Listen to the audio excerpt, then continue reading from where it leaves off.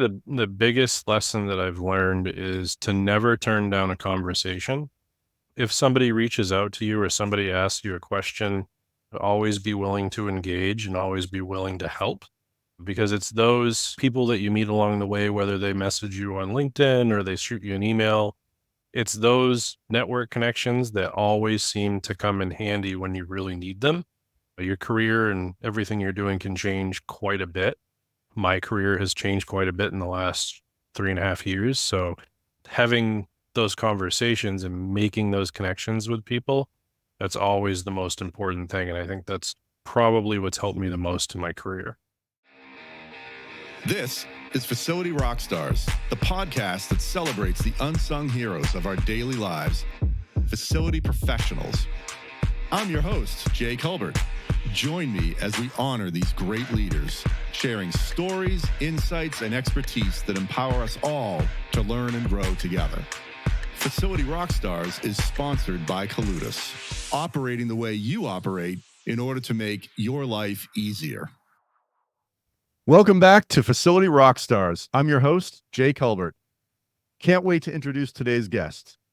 He has over 15 years of experience in scaling companies from small teams to over 600 members, with a proven track record of achieving accelerated growth while upholding high operational standards across diverse sectors, including flex office, clinical, and R&D environments.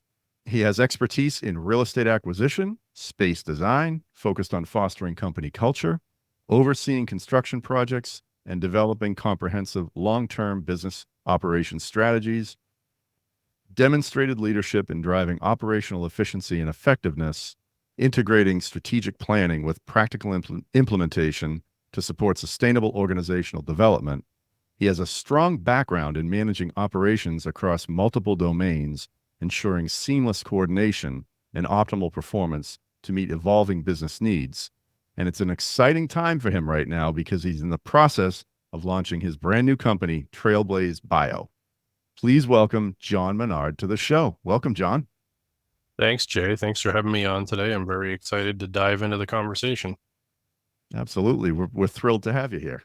So I know we have a multitude of topics, and you're going to bring an element to the show, John, that hasn't quite been touched on yet. And we'll get to that a little bit later. But that's exciting because it's a different sector of the business that we haven't spoken about on the show. And that said, if you listen to the show, you'll know what I'm going to ask you now. And it's over the years, with all of your experience, what has been your biggest lesson learned? I would say the biggest lesson that I've learned is to never turn down a conversation. And that just means that, if somebody reaches out to you or somebody asks you a question, it can be anything, even anything that, maybe it doesn't pertain to specifically what you do or your area of expertise. Always respond, always be willing to engage, and always be willing to help. Because it's those people that you meet along the way, whether they message you on LinkedIn or they shoot you an email, because they got your name off a list from, a meetup that you went to. It's those network connections that always seem to come in handy when you really need them. Because your career and everything you're doing can change quite a bit.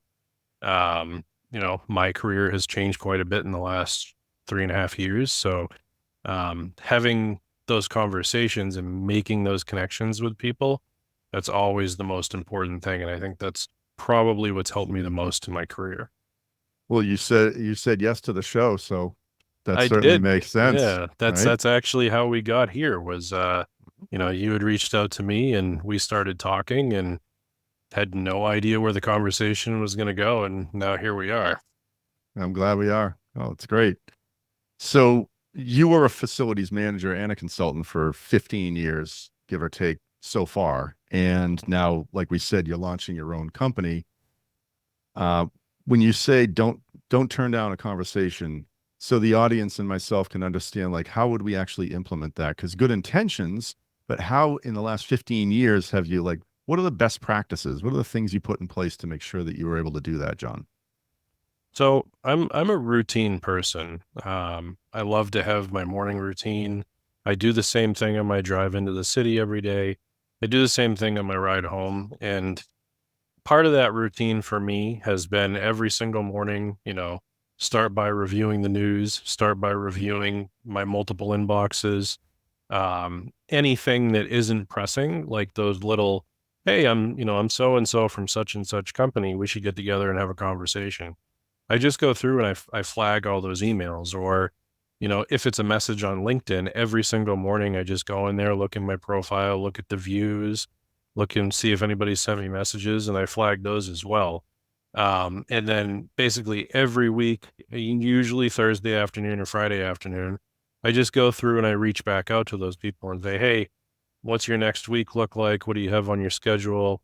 Because it's not going to be the stuff that's at the top of your list every day, but making sure that you go through all of your messages and you actually make contacts with those people and that it doesn't go ignored.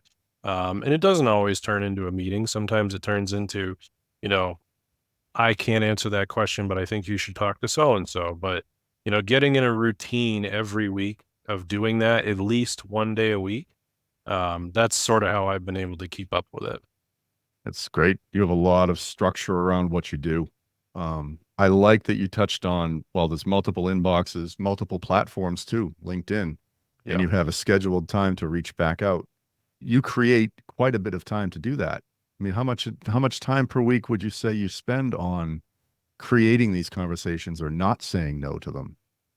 I would say, in a given week, and it doesn't always have to be on the same day. Sometimes it's just as I go through things, but I would say probably at least 2 or 3 hours a week.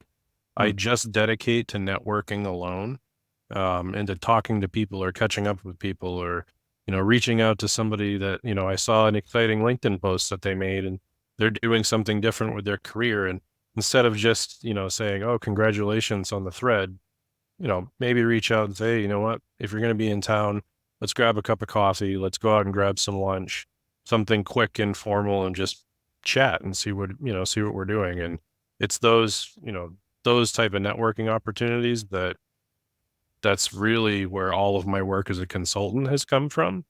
Hmm. In most of my jobs too. It's all been through, my network, through people that I know and leveraging all those relationships. And that's basically how I've stayed employed in the industry. I don't know if I've ever really blasted my resume out there or even had to. It's that connection piece and understanding how important that is. That's what's really kept me going in the industry. Hmm. It's great. We have a friend here at our business who says LinkedIn is like the biggest cocktail party you can join. And the reason I say that is, it's not just thumbs ups and things like that at a cocktail party. What is it? It's conversations, and you're not just hitting an auto reply. At least that's what I'm hearing from you, John. You're actually engaging and you're creating conversations and meetings from that too. Yeah. Yeah. Huh. It's the fastest way that you're going to know what's going on. I mean, other than services like endpoint news or something that's very industry specific for what you do, it's the best way to network with people. And it's the best way for you to get yourself out there and say, hey, like, so and so is looking for a job or so and so is open to work. And, you may know, you may know of a role that exists that's trying to be filled. I have a lot of friends and also family that are in talent acquisition. So as far as, role placement, which is huge for a lot of people, especially in biotech, because it's a high turnover industry, and that's both due to a lot of people not staying in a company for more than 4 years, or it could be an actual turnover situation with downsizing. So those type of things on LinkedIn, like, yes, it is sort of like a cocktail party, but it's also for networking. It's probably one of the most important tools you can use. Hmm. Outstanding. I want to drill down a little bit. You've mentioned biotech, and so this is what we mentioned on the upfront, right? A little bit of a different look at the facilities industry in that I think small therapeutics, pre-Series A companies, you were in a real niche for a long time and really still are, right? So I think we've talked in the past about challenges in that environment. So maybe challenges, relationships, communication. What would you like to say about that could help the audience, John?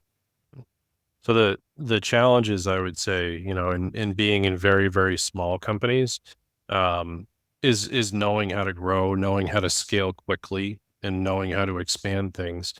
In the beginning in these small companies, the budget is on everybody's mind. It's not, it's not the $200-300 million Series A financing, well-backed company that's, much smaller initial investment right out of VC pre-Series A that, you have to be able to get people together in a work environment. You have to be able to get people on a lab bench, and you have to do it on a very tight budget and usually very quickly. Um, so I think that's probably the most important thing to keep in mind is that, being agile and being able to keep things lean is really the only way that you survive in an environment like that. And they're incredibly fast paced. I mean, you're talking about, fundraising that happens in less than a year, massive growth. It can be sometimes 40 to 60%, your headcount growing every year over the first 5 years of being a company. So it's really, you have to have all your ducks in a row. You have to have all those vendor relationships, all those people that can make it happen for you. You really have to be able to rely and on the support from them to be able to do your job. So that's, you definitely have to have people that you trust to get it done for you. Now, you've got direct experience with this. Clearly, that's why you're able to speak to it, John. But I wrote down agile and lean. Now, those are terms that we can all understand and relate to, but how did you specifically, where did you find the most success within being agile, being lean, and how did you do it? Kind of like we said earlier, any best practices you could share with the audience?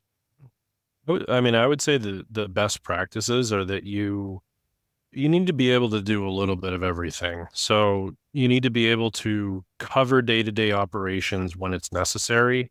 You need to be able to bring in people to run pieces that you don't have enough time to run. And you also need to know how to find those people. So you need to know, who to talk to if I need somebody for this role, or I need somebody for shipping and receiving, or I need somebody that can come in, after hours on service calls. It's it's really just knowing where all those resources are and when to implement them that keeps you agile and keeps you lean, because companies at that size, you're not ready to build a facilities team. You're not ready to build a facilities department. In most cases for biotech companies that are that early stage is your EA team, which is your executive assistants, the people that sort of manage the calendar for the C-suite folks, and the facilities manager or, facilities consultant. You have to run everything on your own. So that's basically your team.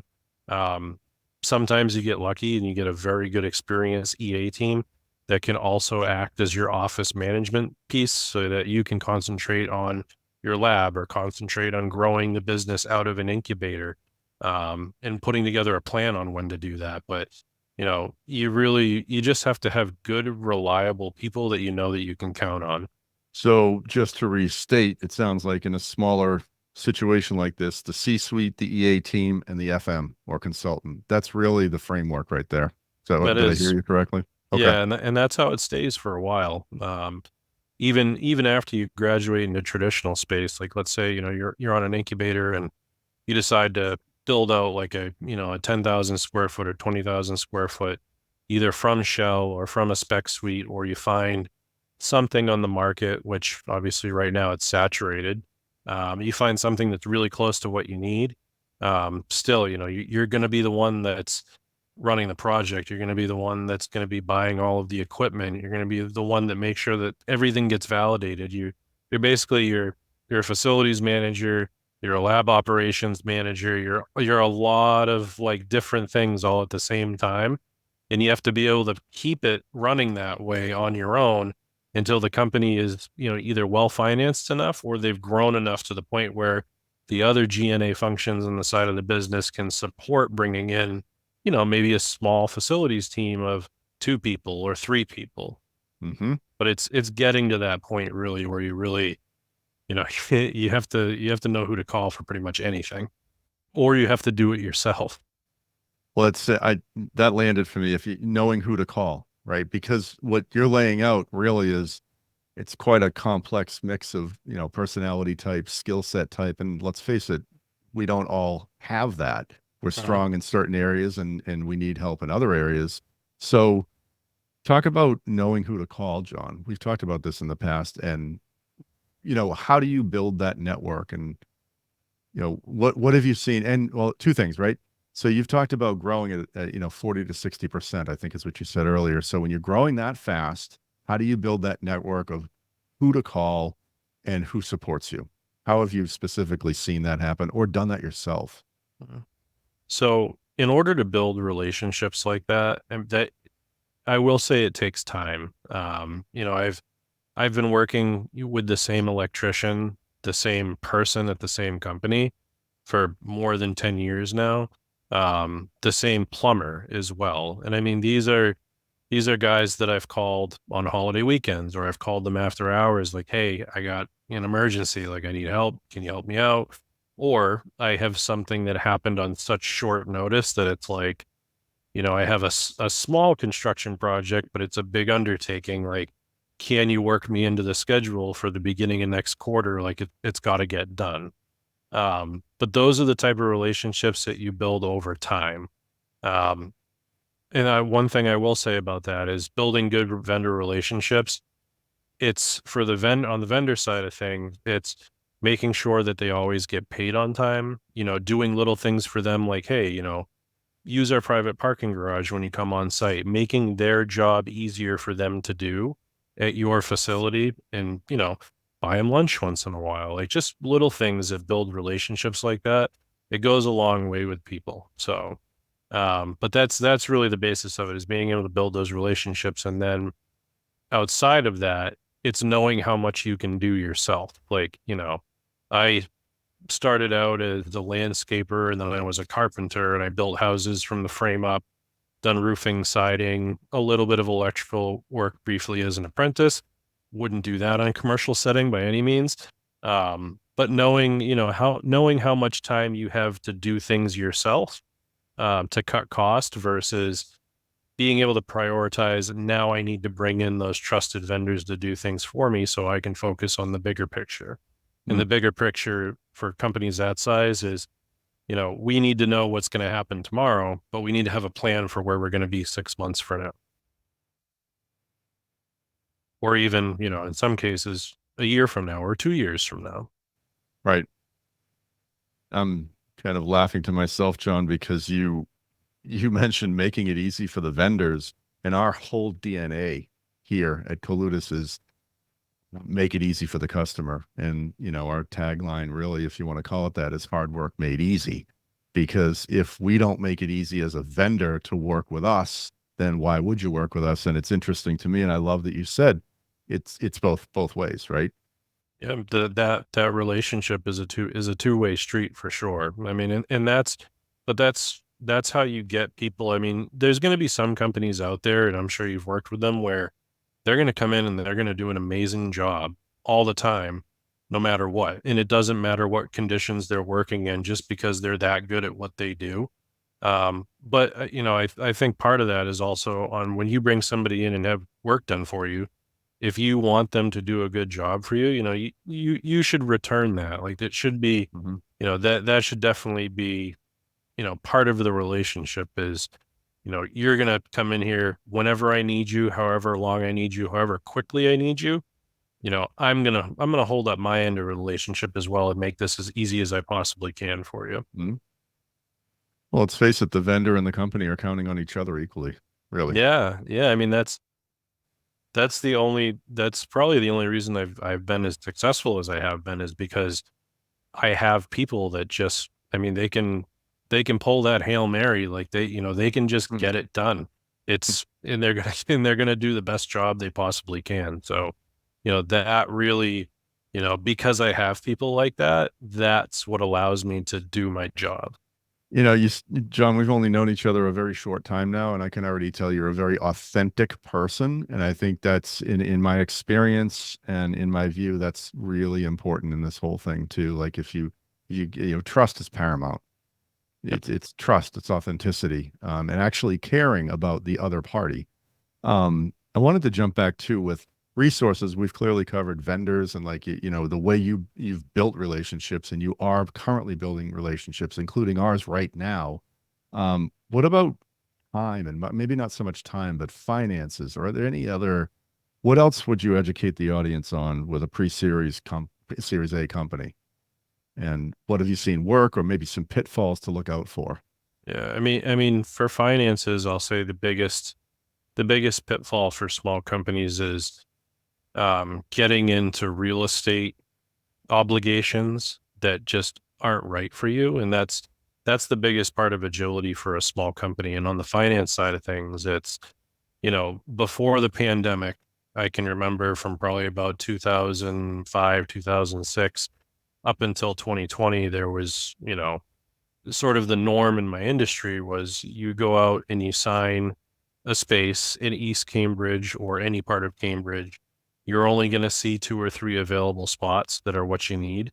And if you don't sign an LOI immediately and sign up for a 5 to 10 year term, you're not going to have a place to work. And that's Mhm. and that's before the existence of um, a robust incubator market, and that's sort of how things were done. But now, we have the ability and we have the technology to be able to go in and take a company. And we also have, from the facilities and the G&A side of the business, it's now more of a buyer's market on real estate on the commercial side. So, being able to take a company and say, okay, you're going to raise a ton of money for your Series A. That's great. Let's not commit 30% of your resources to real estate. Let's pack you into an incubator and leave you in there to incubate until literally you're bursting at the seams. Like you're renting a conference space downstairs, or you're bringing the team to a hotel to have a meeting because you don't have a space. That's that's the way you have to think about it to keep that finance piece, is that Mhm. you have to you have to get your team and your company in that mindset of, we have a limited amount of resources. We're going to get the most we possibly can out of them, and we're not going to take those steps until we're absolutely ready. And then on the back end of that, if things don't go well, or you don't go to Series A, or there's shutting down a company, you always have to think like, if things don't go well, what do I do? Have I made commitments that are 3 to 5 years? Have I put in auto renew contracts or licenses that, maybe I shouldn't have done that? It's just that small, lean, keeping things as organic and as like, you know, I don't want to keep saying lean, but that's really what it is it's the finance piece of it. Is you need to be able to do a lot of different jobs. You have to have people that are willing to do a lot of different jobs. If your facilities guys can work with your lab operations folks to, unpack orders, to help with inventory. I mean, to just do everything that you possibly can so that you're not bringing in full-time employees. That's where you start to see the savings on your G&A side of the business and operations. And, the all for startup companies, all of the focus should be on the therapy or in the lab or the R&D side of the business. That's where all of the capital should go, and you should really keep everything else as streamlined and as small as you possibly can until you need to grow it. Mm. Where are these startups finding um, the mentorship or the education or the learning around this so that they do avoid these pitfalls or get this good coaching, John? Though that, that's the role that Trailblaze Bio is going to fill. And that's, basically it's, if you're backed by a venture capital company, there's people in VC that this is what they do. They build companies, they start companies, they staff them, they act as interim, head of HR, they act as interim CEO. That's what they do. The guidance has really been, we're going to start the company for you. But after that, like, you got to go out and you got to build a finance team. You got to build a facilities team. You got to build an IT team. So what we're trying to do, or at least what I'm trying to do, is to get people to realize that you don't have to build all these G&A things early on. Like, there's companies out there that can step in and be an on-demand service that you're not paying as full-time employees, that Mhm. they're going to do as much of this or as little of this as you need, so that it's not just a recurring cost for you, every single month, every single quarter, year round. Mm. But those resources have in the past have been kind of limited. Um, and I think the exposure to groups like myself, what I'm trying to do, and then also on the IT side of things, and now we're seeing finance companies where you can get technical accounting, you can get SEC stuff, you can get whatever you need, but it's through it's through a company. It's not through a full-time employee or a department that you have to build and staff.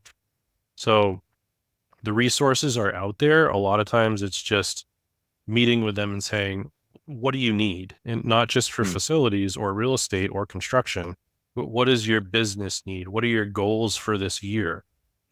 How can I connect you with so and so that runs this company now that handles all of your IT needs? Or somebody that now takes care of HR. That's what they do, and that's all they do, or talent acquisition. So it's really just connecting people. That's really what it's about. That's the foundation again, right back to the building relationships, not saying no to a conversation. It all ties together. That's exciting. It's an exciting time for you, John. It is, yeah. It's a little bit of a leap of faith. It's something that I've thought about doing for the past couple of years, but very, very excited.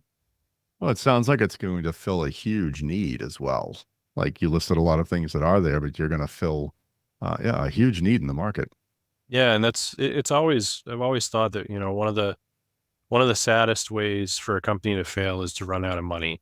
And it's when it's a company that has the ability to be successful, or the ability to bring a drug or a therapy to a market that has a huge need, just to run out of money it's the worst way to fail a company. And I think that, you know, getting people, or getting the founders, or getting, the clients into the mindset of, we can do this a lot more efficiently. We can be lean, we can run really well, we can not cut corners on things, but we can just be more efficient overall is really what the point of this is. Great messaging. Great messaging. Um, could we touch on, we talked very briefly in the short time we've known each other, right? Fly fishing, hobbies, and how really this all ties together in your journey around, let's learn a little bit more about you, but how you've grown through the years and how you handled hobbies in the past versus professional. And yeah, can we speak to that a little bit? Yeah, the work-life balance question. Yep. Mm-hmm. I can remember in my early 20s, and honestly right up into my 30s, it's been go, go, go, go, go. It's been work for one fast-paced company after another. And a lot of that's just how the industry is, with small biotech startup companies, is that, they can grow extremely fast. But, you know, I think a lot of it was supporting a 24-hour diagnostic lab was, that's something that's difficult to turn off, because when your facility operates around the clock, when there's millions of dollars at stake of reagents on site, things that, big responsibilities that you have, you can get into a habit of not being able to unplug, not being able to unwind, and always thinking about the job. And it's always important. It's never not going to be important. But, one of the most important things I've done over the past few years is actually turning it off, and actually knowing when to unplug. Like, you don't need to be checking your phone when you're at a birthday party. You don't need to be answering emails at 9 o'clock at night. If it's really urgent, somebody's going to pick up the phone and call me, because they're going to want to talk to me immediately. And just being able to, stand in a stream, waving a rod, whether I'm catching fish or not, and actually not be thinking about my job, thinking about my career. What am I going to do in the next 5 to 10 years? And really just enjoying the people around you and enjoying your time alone. If you don't learn how to do that early on in your career, I mean, you're going to go back to work every Monday just feeling stressed out and overwhelmed. You're not actually going to be able to perform the way you want to. Like, your mind and your body needs that time to recharge and reset. And it's going to make you feel better, and it's going to make your work experience better. And it's actually probably going to make you perform better as well.